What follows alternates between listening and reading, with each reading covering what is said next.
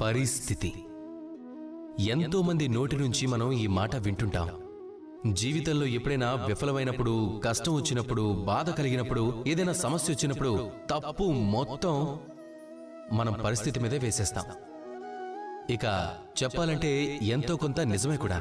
ఈ పరిస్థితి ప్రతిరోజు లాగానే మారుతూ ఉంటుంది. కానీ ఈ పగలు, ఈ రాత్రి, వీటిని కూడా నియంత్రించగలిగే వాళ్ళు ఒకరున్నారు. ఇక తను ఎవరు అంటే సూర్యుడు.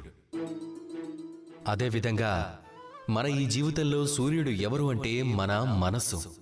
ఒకవేళ మనం మన మనసు మీద నియంత్రణ సాధిస్తే మనం మన జీవితం మీద కూడా నియంత్రణ పొందొచ్చు. అందుకు ముందుగా ఈ మనసుకి రాజువి కావాల్సి ఉంటుంది.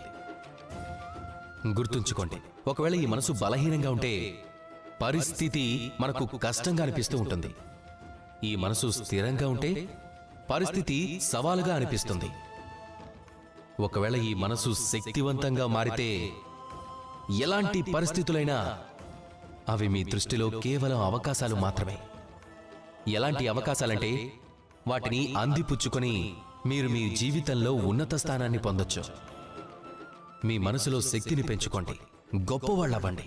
అలాగే నాతో పాటు ప్రేమగా చెప్పండి, రాధా కృష్ణ.